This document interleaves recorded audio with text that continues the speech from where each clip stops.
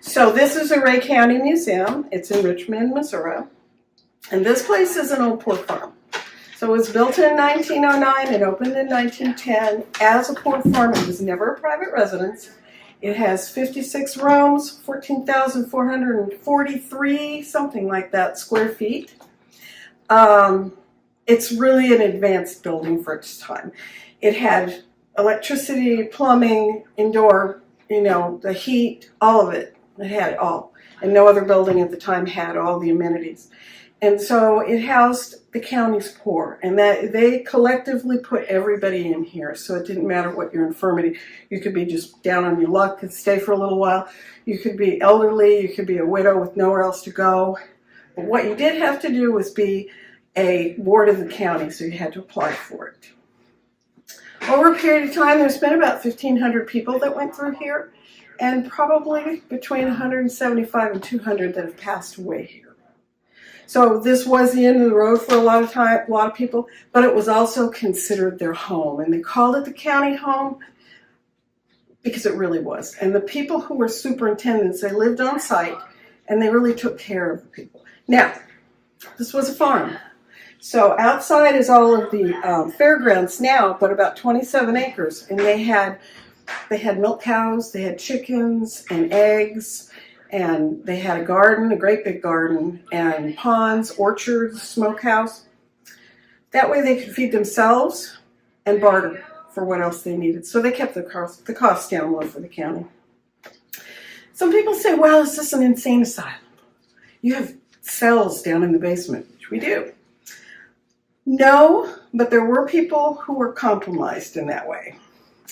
So if they were violent or otherwise pretty bad, they would end up in St. Joe.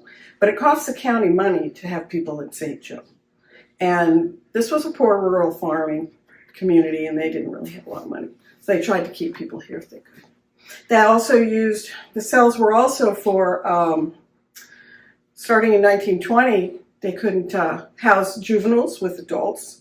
And so they would separate them out. Sometimes there'd be women down there. There is a case of one man who lived down there only because he was in a wheelchair and couldn't get up the stairs, but he never had a locked cell or anything. So that's kind of the overview of this place. It ran as a poor farm and a county home for about 50 years, and then for another 10 years as a rest home until they opened a new one. And then after that, we took over.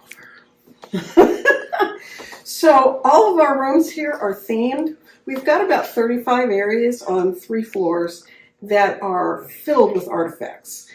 The really unique thing about this county is that, or this particular museum, is that this was put together by the people in this county. The things that are in here come from places and from homes of the people who live here. And they did this all themselves, and it's been about 50 years. So all of this stuff came from somewhere that people in this county know about. It's pretty unique, and it's pretty large. One other facet about this building is that it's actually built on a Y, which puts us on the historic register because it's pretty unique. And they did it that way because each of the rooms has a window and it had a door with a transom above, so it had really good airflow. They tried their best to have the most healthful, modern place for people to live. So it worked pretty well. So we have, all the rooms are themed. So down here we have a grandmother's kitchen. We have a genealogy library too, and storerooms. I live down there. And then this is the grandma's kitchen. So this is your basic artifacts from the time period from the late 1800s really through up about 1950 or 60. So it's really a large collection of kitchen items that were used for a long time for a lot of these people. You know, there's ice boxes and dry sinks and all this kind of thing. And it's an interesting place. I'm just going to say that I love this room. And it's friendly. There's no place here that isn't friendly. Some places are a little nerve-wracking. This was a large sitting room. We have a number of things from the community. This was a piano that was in our great big giant hotel, and some artifacts from the World's Fair, and from a barbershop down in Henrietta. We have World War I and World War II. And this one is World War II. All these items here were donated by people who actually were over there. These are from the families or for the people themselves that actually served in Europe or in the South Pacific. And so these are their uniforms. These are the things they collected and brought back. Their medals, their honors. It's pretty awesome. This is actually a very awesome room. I always get a little emotional in this one. This is our quilt room. A lot of rooms, you know. This is our quilt room. It kind of speaks for itself, to be quite honest. It was such a huge thing, quilting and making coverlets for their beds and for their homes. They did it a lot of times as a community effort. We have a really large collection of what they call friendship quilts. So they would have a group of women, church or other organizations, that would quilt a block, and they'd put their name in it, and then they would make a big quilt, and then they'd raffle it off and somebody would get it. We have a lot of those. So nowadays, people can look at them and see names of their ancestors and stories behind it. It's really pretty cool. So we have all kinds of items everywhere. We also have a World War I room. I have a lot of close attachment, not to this room particularly, but into World War I. I had my grandfather served in World War I. So these are just artifacts of people that served. You know, the flags and the photos of some of these people, the lists. And people don't really realize how many mules and horses were over there. So this is an artillery saddle and band equipment and all kinds of interesting artifacts. You'll get lost in this place. That is not a lie. So we have things for kids to play with because they can't figure out how to do the phones. I love this. It just gets them every time. This is our Black History Room. This is put together by the ladies in the community. And it's pretty representative. You know, it's from the 1800s all the way up till now. Business owners and people who worked as servants and had newspapers of their own and whatnot. We didn't have a huge slave population or enslaved people, but a lot of people stayed for a long time, though we just don't have nearly as many people in general here. And but it's their story that they tell, and they're very proud of it. Very proud of it. And it's just more of our infamous people. He was a Kansas City gangster. We have summer house out here. Used to bring Truman down here and others. So this is our basement. So in the day, this building over time has been repurposed for a lot of different uses. There was a time when there was very little down here at all. There was a time when it was filled with cells. It depended on how many people were needing help. And they had to keep people safe from each other and themselves sometimes. And then the jail overflow. So this is our coal mine room. Something that people don't really realize about our county, and a number of the counties adjoining us, is that there was we're sitting on a big bed of coal. It's bituminous coal. And we had over 60 mines that we know of over a 100-year period. And they helped to power the houses in Kansas City and the surrounding areas. And we had some of the largest mines in Missouri for a while. And so these are artifacts of people who worked in the mines. Things they say, well, we get new things all the time. We got some bits the other day. These are some sort of bit. I think they they chunk the coal. They're not drill bits, but they put holes in it and they tap it in. And they were found outside of a coal mine that had been closed up.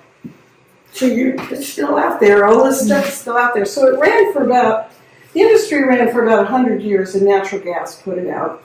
So it went from about 1868 to 1959 or so. A lot of people had family that worked in the mines. It's a lot of stories. So, we've had a lot of water down here too. It's dry right now. It's an old building. So this is just some of the more artifacts. We had, the usual train stations and that type of thing. We had people that were weavers, and we even had our own steamboat wreck that they dug up on the Twilight back in 1990. They dug it up. It didn't have any great stuff like the steamship Arabia. So, this is part of a typical American story. This is our animal room. And, we had a water event in here. But this is just a room filled with the types of animals that live here. A lot of these animals came from here. And I'll tell you what, the kids love this room. Okay. They just love it. And the kids, let's see, from 3 different county high schools painted the backdrops back in the 90s. So it's pretty fascinating. I love this one. I really do. And of course, what I didn't tell you about was the cells. These are 2 of the original ones. That's been made into a storage room, but this is one of the original cells. Now, that's not an original bed to the building. We don't have any that we know of. We've got several that people have donated over time from some of the area hospitals. But this cell has been here. And then the bars for the windows we have taken off, but they do exist. So that's sort of the size. And this actually is the room that the man in the wheelchair lived in. So they used these a lot for the jails. And at one time, they put these walls in afterwards because they were all the way around bars everywhere, in which we have those bars. And the bars on the window. But now they're sort of display rooms. This has a display of police items. And this is just to scare people. This one.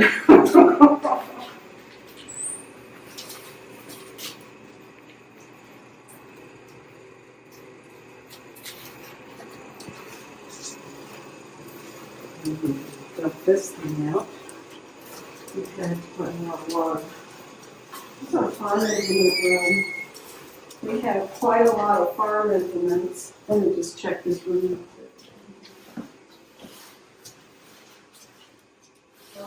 I had an event in that room that the ceiling fell in onto the floor. So these are just a collection of farming implements that people have donated. The wood walls itself is an old barn that was here, or a portion of it. There's just so many things. There's the saddles, and I've never seen so many saws in all my life. This really vicious looking thing is an ice saw. Because they would wait for the rivers to freeze over, and they would go out and saw big blocks of them. And then they would store them in storehouses covered with sawdust. And they would use it all summer long. And it worked pretty well. So we've got corn shuckers, and we've got edgers, and we've got planters, and all variety of farrier tools for shoeing horses and saddles. And then this lovely thing, which most people don't really know what this is. So you put this on your carriage horse, and when they stand there and move around, it keeps the flies away. Ingenious. Absolutely ingenious. So another thing about Ray County is a lot of people we grew potatoes before the war and during the war.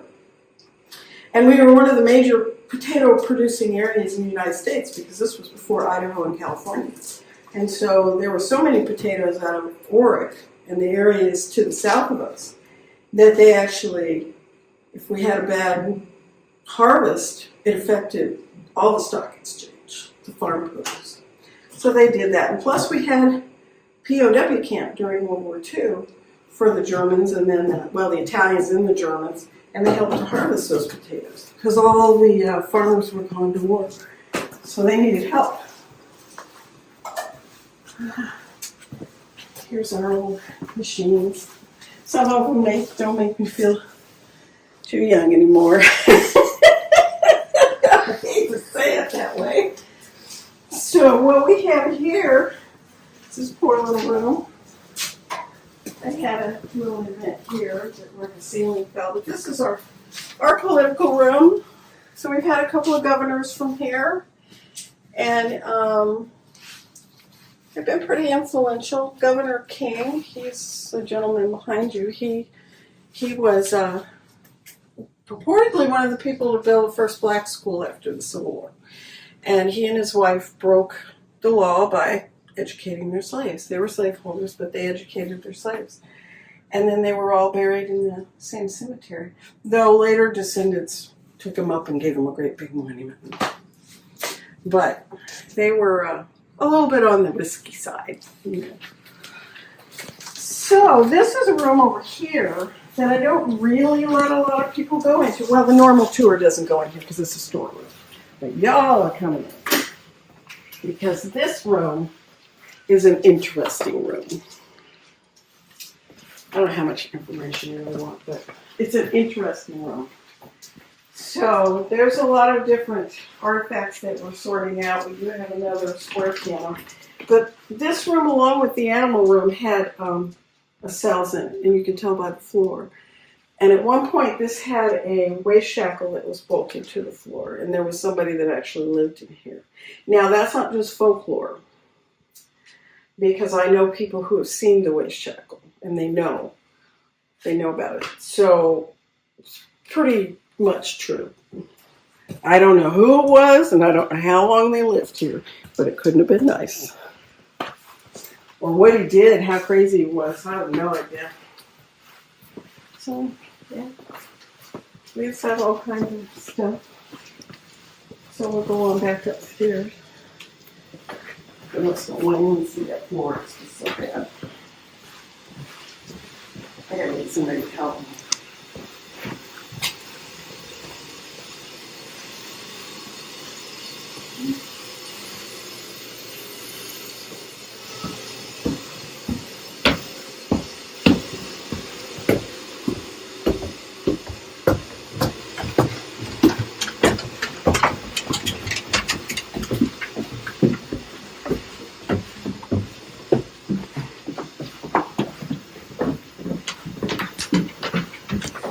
To the second floor. We are on the east side of the building.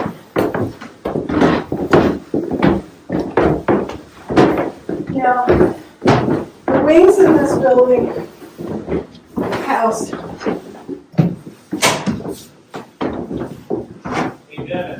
different people. So on this side of the building, this wing downstairs in here was the men's area.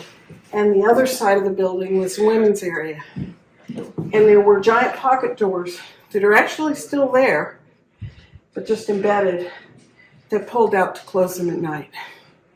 I think they pretty much did away with that quickly because they were very heavy. And you can see downstairs because they embedded them in they made the walls out of them. Okay. So this is a pettis parlor. It's basically, most of the furniture in here is from the middle 1800s. This wall was from a farmhouse that was one of the first, and it was milled from lumber milled on the property. It's black walnut. So when they redid the house, they donated this part to us. And then a number of the pieces of furniture came out of there. So these pieces here are all about 1860. The spinning wheels are pretty close to that same vintage. This is later 1800s. And so there's like the bric-a-brac and some of these chairs. But these chairs are 1860s. And then the gas fixture, which I think is so pretty. So I love that. It's also an interesting room. They all are. So this is part of a big display that we got. We got a great big donation of a drugstore, and some of what you saw in the animal room are parts of that, because we just are still working on all of that. But we got quite a lot. So this is just a doctor's room, and it's representative of some of the doctors that came through this county, and we had quite a lot of them in 200 years. We celebrated our 200th anniversary in 2021, along with the state. So that medical bag, for example, is a Civil War era. And some of those tools in there are about the same vintage. So there's some really interesting stuff. So we like to honor all of our vets. And this is to Korea and Vietnam. We had a lot of people that served, and we had a 2-star general that was from here, who was in Vietnam. And then we also had an artist that was nationally and internationally known, who was from Oric, in Ray County, and he did these pictures and donated them to us. So they're sort of commemorative, and a lot of really interesting items of people that served, and some of their uniforms and their stories. And we have the dog. So this is our post office room, because we leave no stone unturned. That's just the way it is. I love it because this county is so proud of everything, you know. So when they redid the post office, I don't know what the original post office was, but they have a post office now that's built in the 1930s. And when they redid it, they took out the lamps, and they used those in here and down in the World War II room. And then they have some of the certificates in here, and just some items that go along with past postal service. You know, one of the things I think is really cool, these boxes right here, they had to pass a test. They had to be able to flip business cards in it at a certain speed in order to, become a post office carrier. Yeah, they had to practice, and then they had to take a test. Isn't that cool? Who thought? Yeah, I love it. It's really cool. So I love this one. I'm really fascinated by this guy. His name is Orville Hickson. And he was a vaudeville and early silent movie photographer. So he took photos of these people, studio photos and things like that. And he's pretty well known all over the country. There are 2 or 3 universities that have rooms and galleries dedicated to him. KU is one of them, so Kansas University of Kansas. And he's done some amazing photos, and he was a pioneer for a lot of techniques. Went to the Kansas City Art Institute. And these are some of these people. If you're someone who loves the vaudeville era, you would probably know some of them. I mean, Marie Dreschler and Buddy Rogers, and then some of these other people. So I just find him fascinating. His photos are really cool. And that was him when he was young. It's kind of cute. So this is our Mormon history room. This room was put in by the church. And this kind of tells the story of the Mormon experience in Ray County, in the area. They came through. Joseph Smith was here. He was up in Caldwell County, which was actually part of Ray County. Ray County was one of the first counties that was cut out of Howard County when the state was formed.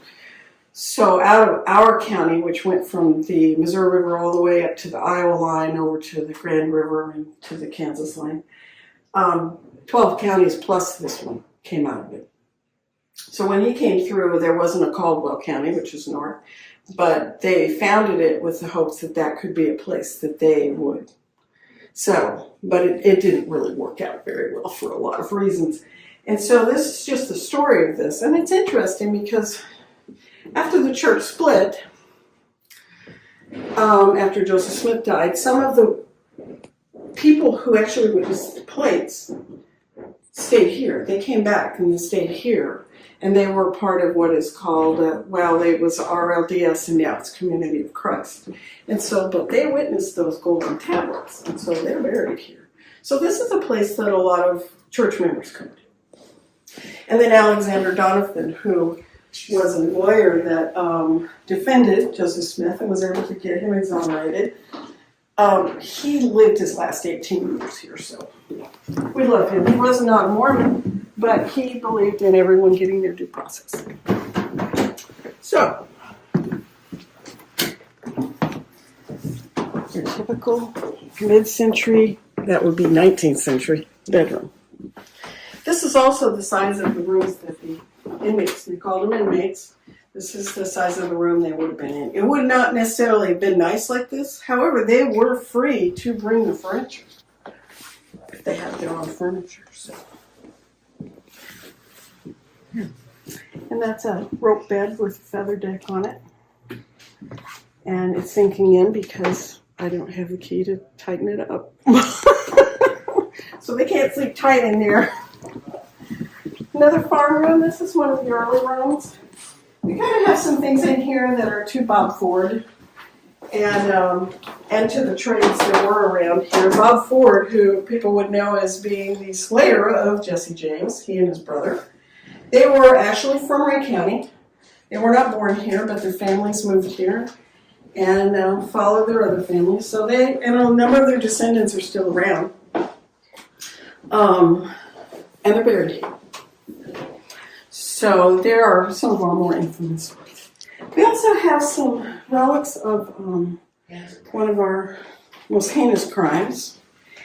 And those are oars that belong to boats. And in the 1890s, 1896, there was a pretty awful murder north of town next to the original poor farm in which a mother and her 2 children were slain. And then there was an older stepdaughter who hid and was not, but she was a deaf mute. And so the dad and another one of his friends were accused of the crime. They put them in jail. The mob wasn't going to let them out. They were just wanting their blood. They moved them across the river to Lexington. And in those days, there were no bridges. So there was a ferry, but it was not running at night. So they took their boats, and there was a number of people, I don't know if they say 200 to 300 people went across the river on boats with oars. And strong-armed the jailer, drug him out, brought him back across the river, and then promptly hung him. So it was a pretty sad affair, because now the little girl was an orphan, and she was deaf mute. She could not say who, she saw who it was, because she could never tell them who it was, even though she did go to Fulton School for the Deaf for a number of years.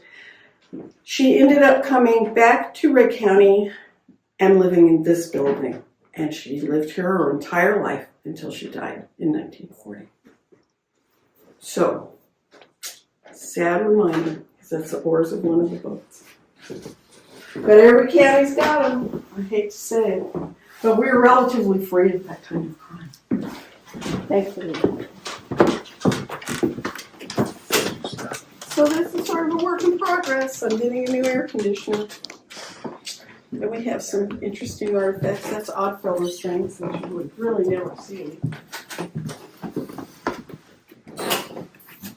So this is, like I said, the women's room, or women's hallway. This is what they call the bushwhacker room. Partisan Rangers. These were some of the combatants that fought along the border during the Civil War. So these are basically the sons of the farm people over here, the farm owners. And they fought with the Kansans. And they were, on the losing side. But they were sons of farmers. And most of those farmers were pretty wealthy, and they were like presiding judges and things like that. So it's a pretty sad story, but this is just telling some of the parts of their stories. They don't get their story told very much. This is our costume room. These are not costumes, though. These are people's clothing. So it's amazing to me that they even wore these things. And it has a great collection of different types of hats from different eras, from older hats to 1960s mod hats, 50s. And then there's some actual beaver top hats, which is what brought Daniel Boone and everybody else out here to begin with.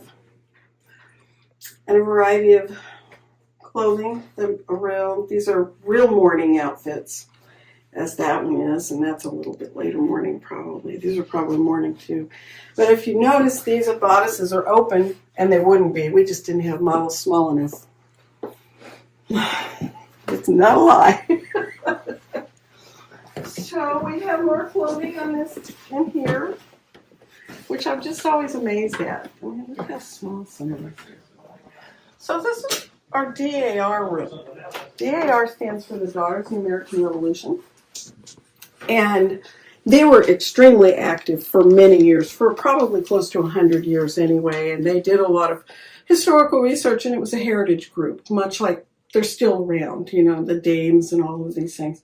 And they've helped to identify and keep stories alive of patriots, people who fought in the Revolution. And our chapter here closed, so we have their records. But these are just items that some of the people who belong to the DAR owned. And when they built this room, put it together, it was in 1976, so it was the bicentennial, which is why it's blue and red. And these dresses they wore in, I believe, the sesquicentennial. Yep. So it's a commemoration of these people.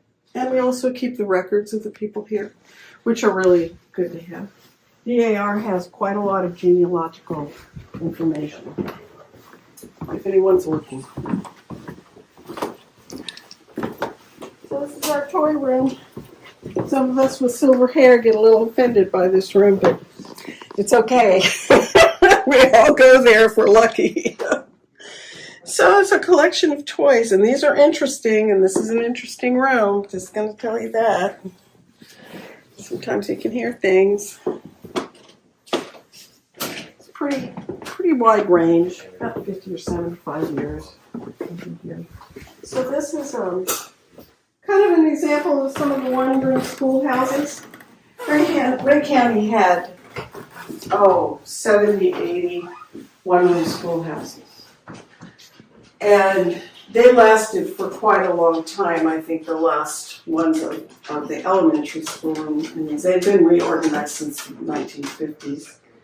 The very last one to come in was a school called Stead. It's up near an area up north and east. And that was in 2007. But this was typical. These were the kind of chairs they had, and these were some of the things they used, you know. And this is a pretty wide range of books that are in here. Everything from the really early McGuffey readers that were in the middle 1800s all the way up to the Dick and Janes that I actually remember. So it's interesting when you look at the maps and things like that, because they are very old. A lot of those places don't exist. This is the science room from Stat. When they closed, we got it. And then some of our FFA, which is still very active in the county. We have a very active FFA group here. And they do a lot of things, and they make national news a lot. So this is sort of our high school room for some of the area high schools. We still have 4 high schools in Ray County. And so there's a number of items from all of those schools, and some of the schools that are gone, as well as the really older ones that were gone too. So we have quite a lot of things. I'm not sure what this is, but Let me just put this back. I don't know what happens here. I'll take care of that. You know, I don't know how things get moved. You make your own judgments. So, anyway, we carry the yearbooks here. We've got class photos. A lot of people come up here to reminisce, and they look at things, you know, and then as well as learning. But we just have a lot of stuff. I'm just telling you, I could just go on and on. So this is a room that I don't really show a whole lot. This we call it the Iraqi War Room. This was during Desert Storm. There's a gentleman here in the county was a guard at one of the war colleges after the palace fell in Iraq. And so these are some of the artifacts that he collected from there. There's parade flags and their helmets and finials, all kinds of badges. It was a war college, so these are all training guns. These are not real guns. They were training guns. And then all kinds of photos and buttons. It's an interesting room. It's a very interesting room with some really interesting energy in it. Very interesting. So it's different. You won't really see this anywhere else. You gotta watch out for that door because it'll come back on you. So we only have one more little area, and then we'll be done.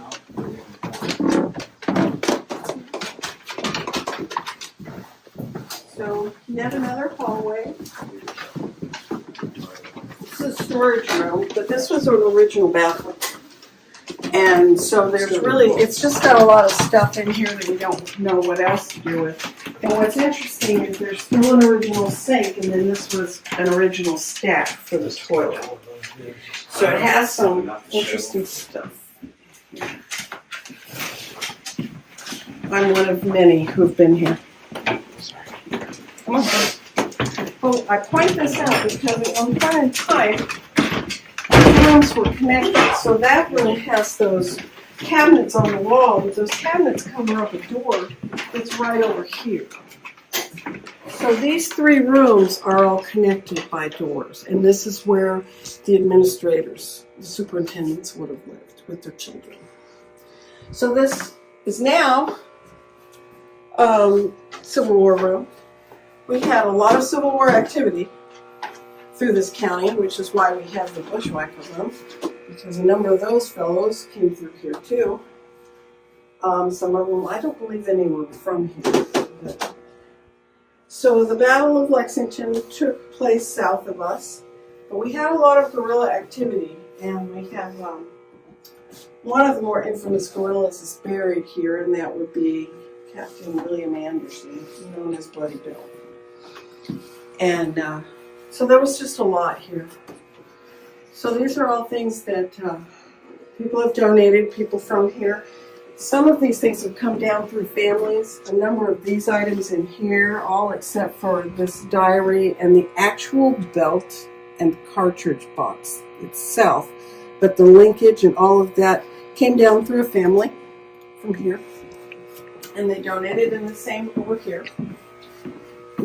There's a number of these things were picked up off of battlefields back east that they brought back home with them, as well as the guns. And there's a lot of interesting stories here.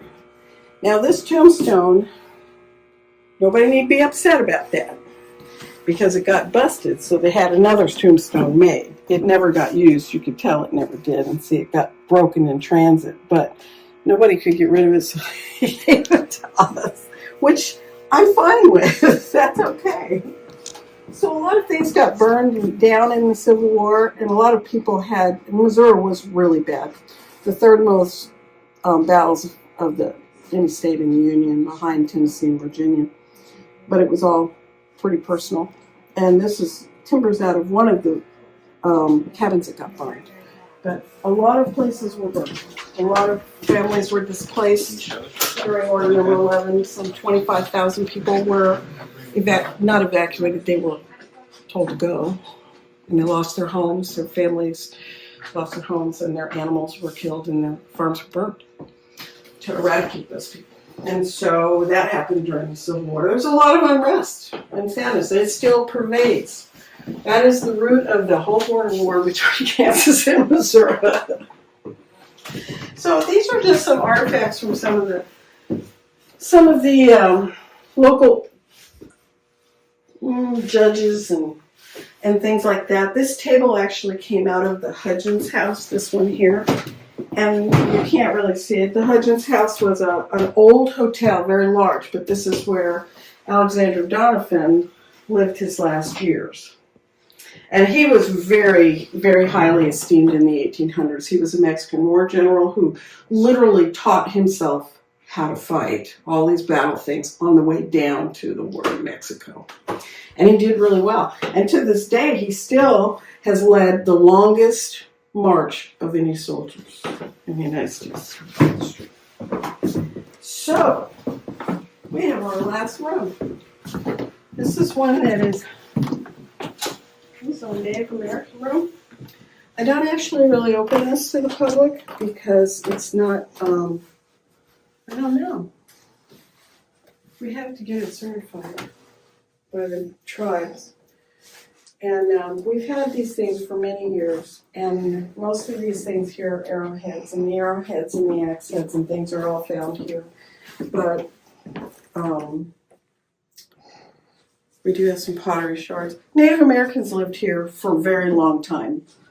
I mean, there's early woodland, middle and late woodland cultures. There's the black sand culture. So these go back to 8,000, 10,000 years. We even have a mastodon bone right here because history is everywhere, you know. It's all kinds of things. But we also had the Potawatomi Trail of Death came through Ray County, and it came through Richmond. And that was in the 1830s or so, and they were, I felt sorry for them. They felt sad, so they were pretty benevolent because by the time the Potawatomi got here, they were in pretty sad shape.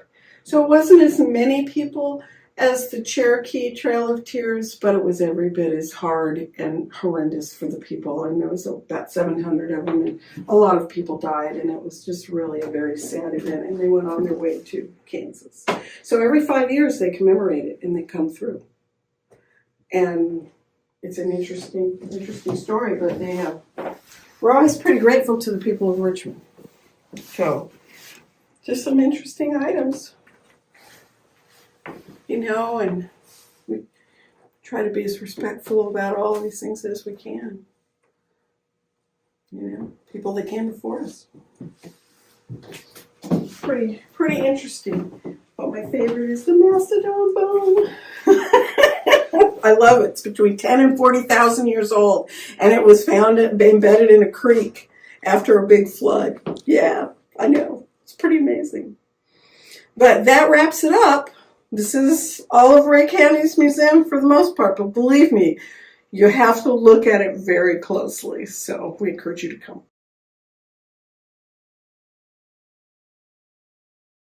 I don't have anything in here right now. What did you just feel coming up the steps? Coming up the steps, once I hit the top, I got an immediate headache when I was standing there. So I went to the right. It went away, but I got more of a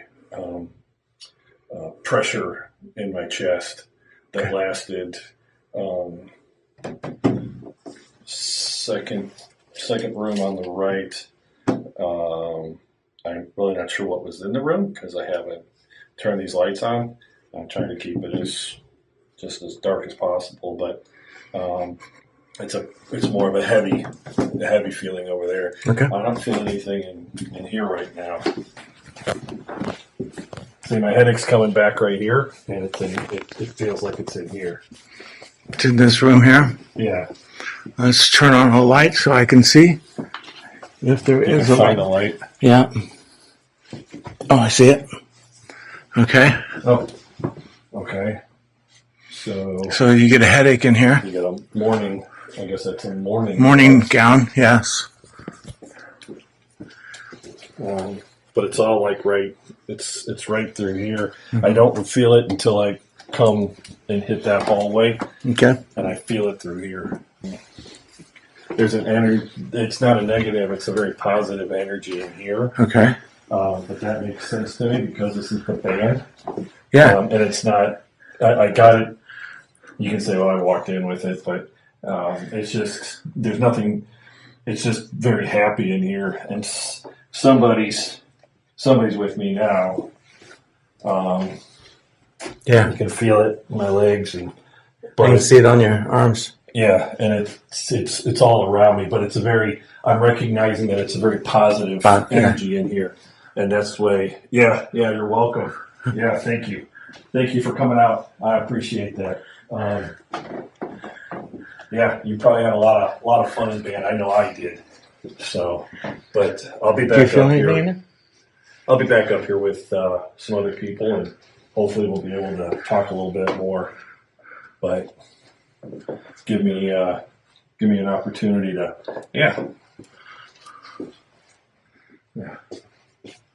yeah. But now I'm getting my headache again.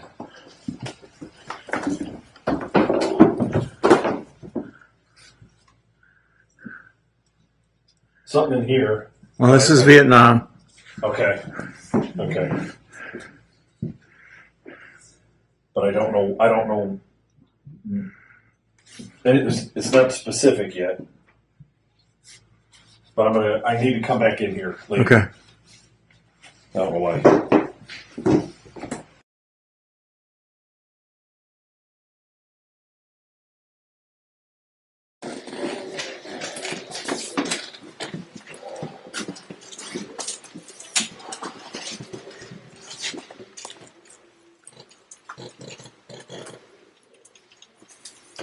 I left my phone downstairs. Maybe. Light. Oh. Is this the farm? Do you have a light for the camera? It is. You have.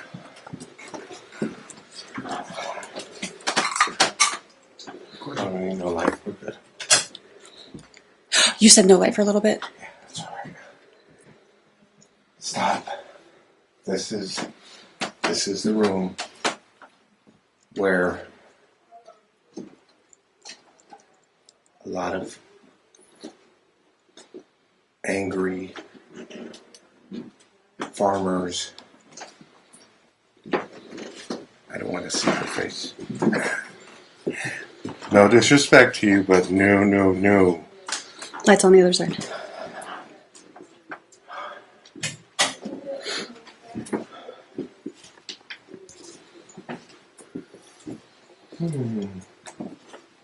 Oh, this is a party room. It's very light. It's light in here. If I could say, it's not it's pleasant. It's not.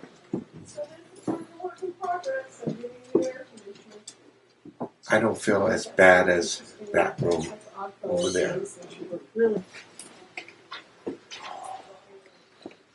This brings my family from my high school. And it's not as, this is not thick. The other two rooms were really, thick. Heavy. My way of explaining it is Scooby-Doo. Mm-hmm. When the fog comes in and you get cut out the donut and eat it. Yeah.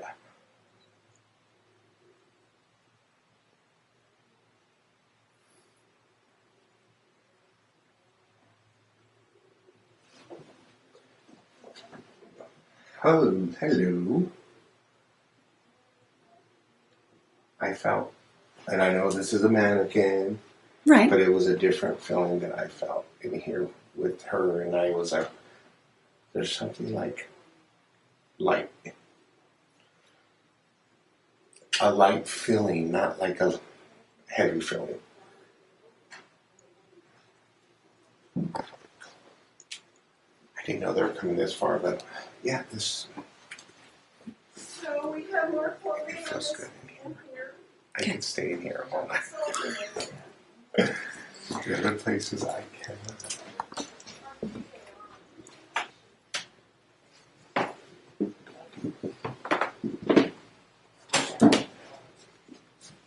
Okay, I'm gonna hold on. This is a whole, and it's military. Thank you for your service.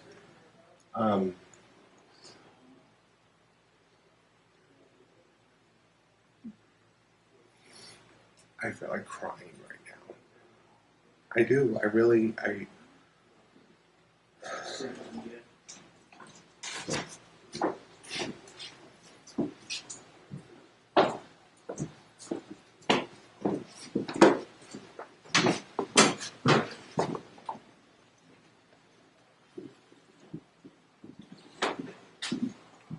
This guy is calling me. So I got 3 up here. So this Yeah, it's whoever it is. We're gonna put it over there. We're I interviewing right couldn't now. walk out. It's What's that? not much. Okay. Heavy. Yes. So we walked into the room. She felt that the room was heavy, so we sat down in the room. And this is the room where the GS2 is at, where the old Victorian piano was at. Put a EMF reader out. We were setting to where we could monitor the GS2 and the EMF reader. And we started asking questions, just talking about the piano and that sort of thing. And the EMF reader started going off. The GS2 would go off as well in a coordinated pattern. So we had 2 devices down there going off at the same time, basically around the same questions that would be asked. We believe that it was a person that was under the age of 20, lived in the 1800s. They did a lot of field gardening, orchard work, but we believe that they liked to build because we asked them if they were a builder, and they really wanted to communicate that they built stuff. So that was really good. They started talking when Dave was talking about a Victorian house that his friends had bought and how much renovation it was going to take to fix it up, and that's when they started talking. Yep. And then I took the SLS out, my camera, on the phone, and there was a chair across the room from us, and it's not really far. It wasn't really far, here to the wall. And there was a stick figure in the chair, and it would come in and out. So it was really a nice little treat, to get him to talk to him. And then I said, it's 9:30, we have to go. And then we heard somebody, I wasn't for sure if it was over my head, but we heard some walking. And I look over at them, and they're looking out at the floor, looking at the door going out of that area. They heard, It was a pitter patter, down low, running towards the back, and then they're back away. Like out the door. it was really kind of a neat And experience. we heard at the same time, we both turned and looked, jerked the camera around. Yeah. So it was good. It feels kind of heavy in here. That just went from green to red. And then back to green. Is somebody with us tonight? Can you communicate with us? If you go in front by the grid, well, actually, this will tell us that you're there. Or you can touch this device as you just did a few seconds ago and turn it to red. I think we were talking about the piano. A friend of mine bought an old Victorian house. The house was built in the, I think it was built in 1850s. And it's a big old sprawling place. And the second owners of the place had one of those types of pianos shipped in from overseas and put into their piano room. Of course, they also have a ballroom, old Victorian houses. So they have, I think it's 7,300 square feet. Wow. Yeah, it's a lot, but it's a cool house. And they bought it. They went, oh, we're just. And then they go, yeah, we bought a lot of work. Yeah, yeah. Old Victorian homes are a lot to take care of. Keeps blinking and flashing. Would you like that? I'm trying to think of a good one. Just seemed to get a little more responsible. We were talking about Victorian houses and how much work that takes and renovations. Didn't know if that might interest you. Yeah, get this one read. It's something you like to do? Or have done a lot of?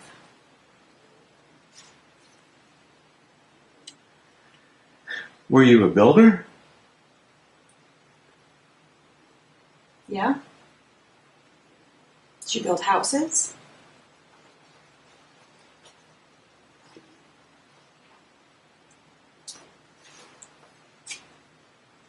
Did you partake in building this one? No. Did you build here in the Richmond area?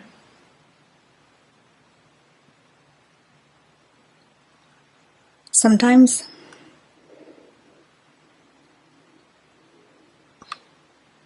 Or is this just where you ended up?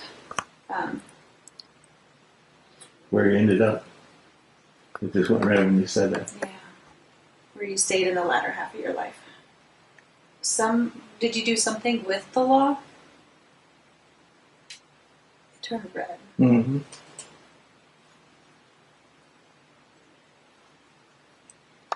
Well, because he was a builder, or this person was a builder. Mm-hmm. Ask again if they're a prisoner. Were you a prisoner?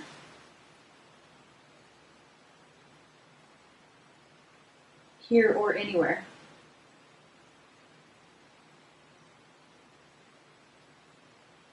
Or did it sometimes feel like you were a prisoner? Red. There you go.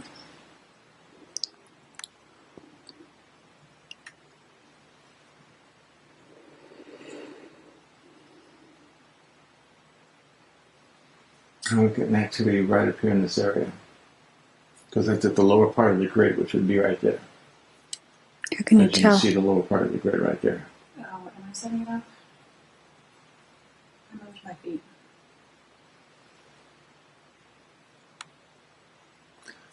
Put a leg out. Please. I didn't see any change, did you? No. So it's not you. Okay. Was it you? Is the grid picking yourself up? If it is, thank you.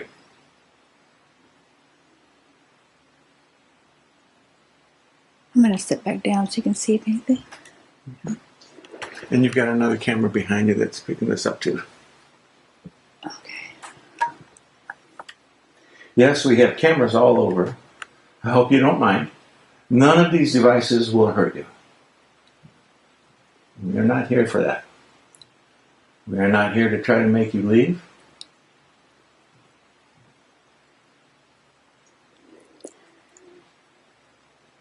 We are just here to try to communicate with you. Are you under the age of 20?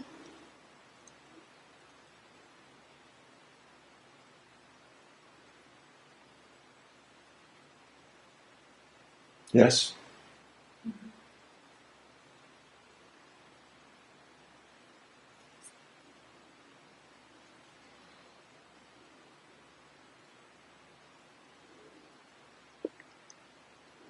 Did you used to play in this house when you were little?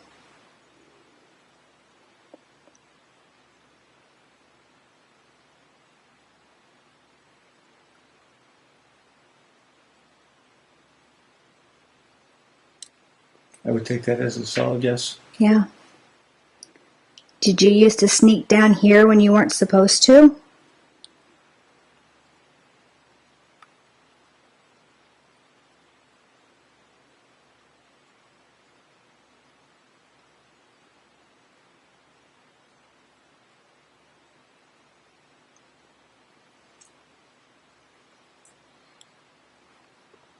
That could be an affirmative.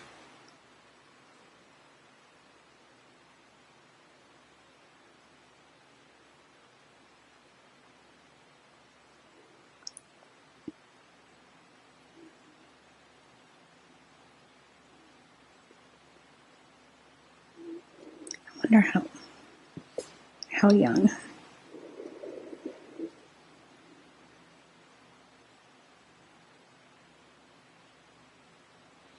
Did you live in the 1900s?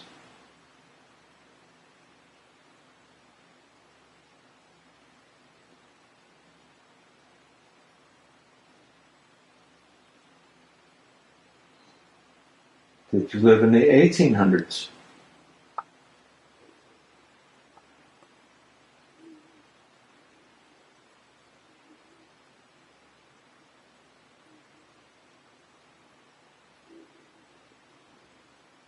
So back in the 1800s. Mm-hmm.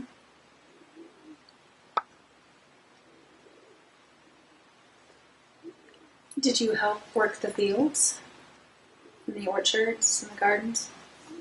Mm-hmm.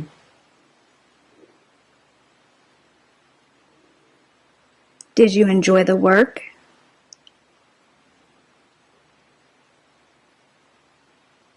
Yeah.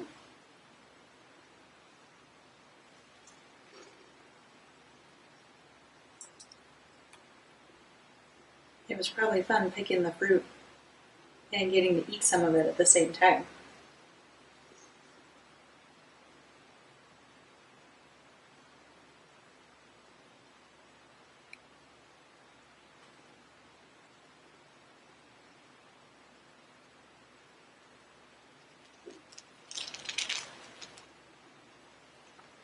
Do you have friends here with you?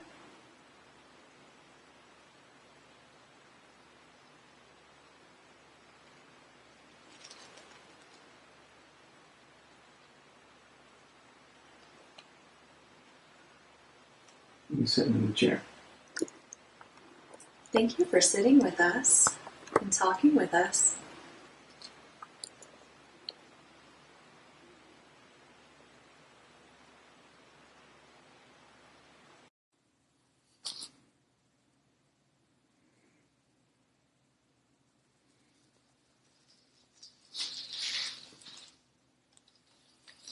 Do you have friends here with you?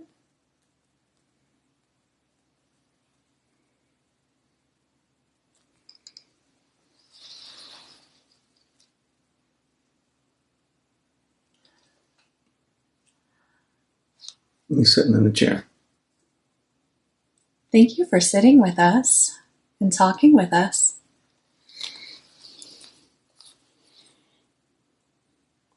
Do you want us to leave you alone for a little bit? It's almost 9:30, so we're going to go back upstairs. And there'll probably be some other people that come by.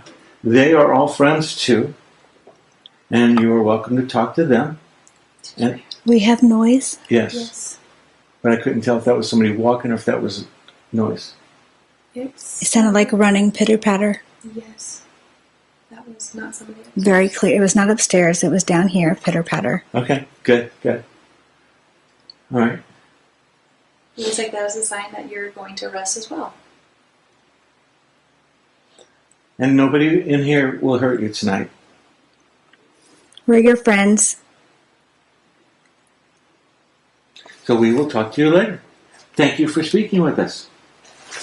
9:44 p.m. Cherry, Pam, Robert, and Devin in the piano room. Going to do an Estes Method session. Robert is in noise-canceling headphones hooked to the spirit box. So, Making sure, can you hear us, Robert? All right. Okay. So what we can do is just start asking questions, and Robert will call out anything that he hears on his side. Can you tell us your name so we know how to address you?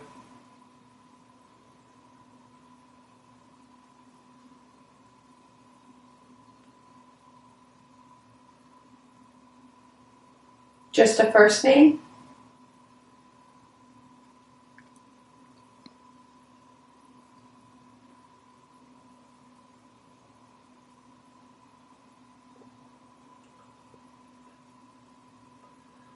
David?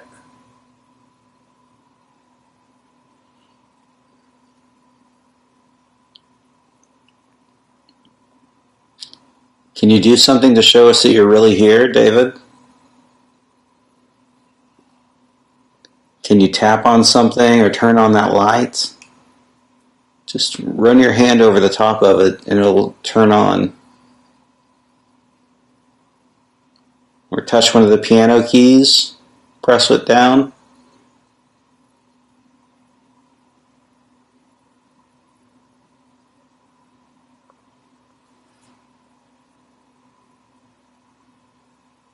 You willing to do that for us, David?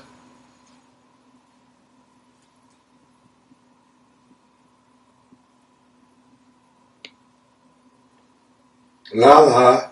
La la la la. So you sing instead of play the piano?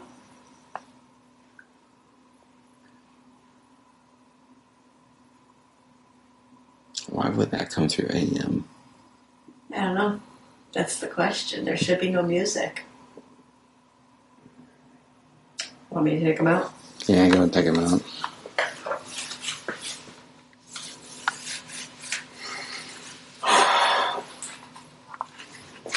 Oh my goodness gracious. It still is on AM. Yeah. That's interesting. There should be no music on AM. Why did you la la la la? Because that's what I heard. I heard la la la.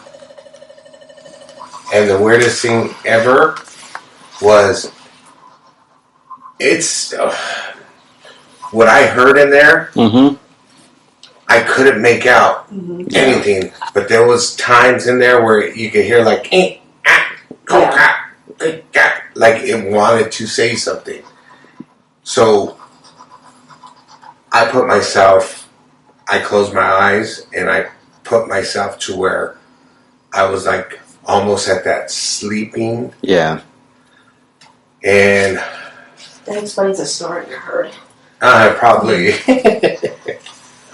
So I always liked the band room. When we came here, I said I want to go to the third floor. Really went to that band room.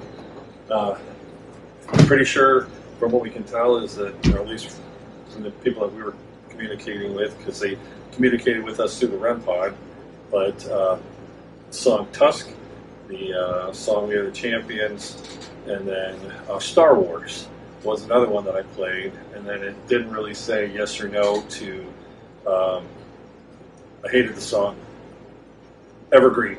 That was another one, because it's a horrible song to try to play, because there was no lyric. We didn't have lyrics. We were just playing music. It was horrible. Anyway, but they reacted to those three songs up there, and someone came over and was around me when I was sitting on the floor there, and it was like just this like dude kind of feeling. It was really pretty cool. Anyway, that's all I got for that. All right, Dave and Amy, second floor, Ray County Museum, and it's around 11:30.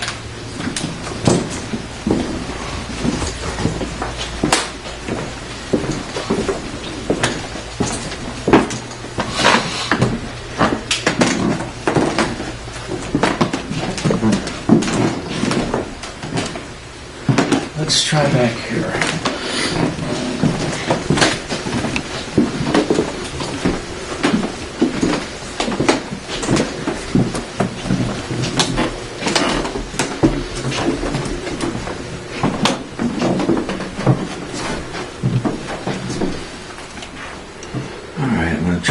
resume.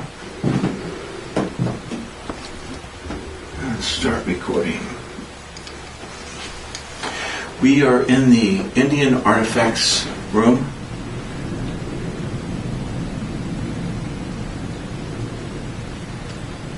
And it is amazing the amount of artifacts that they have collected, that they have throughout this place. And we just would like to communicate with anybody here.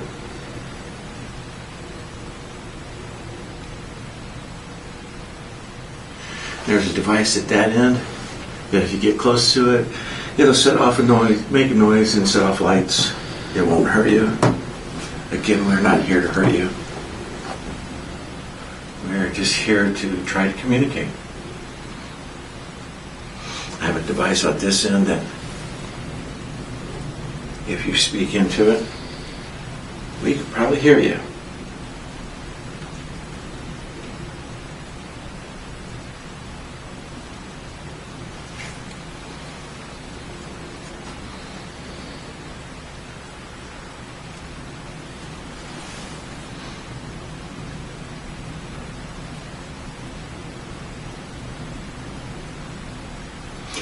Did you just hear footsteps? Creaking back there. Yeah, okay. That was on this floor, though. That was on this floor. I heard more of a footstep than a creak, but... And if that was you, would you please come in and join us?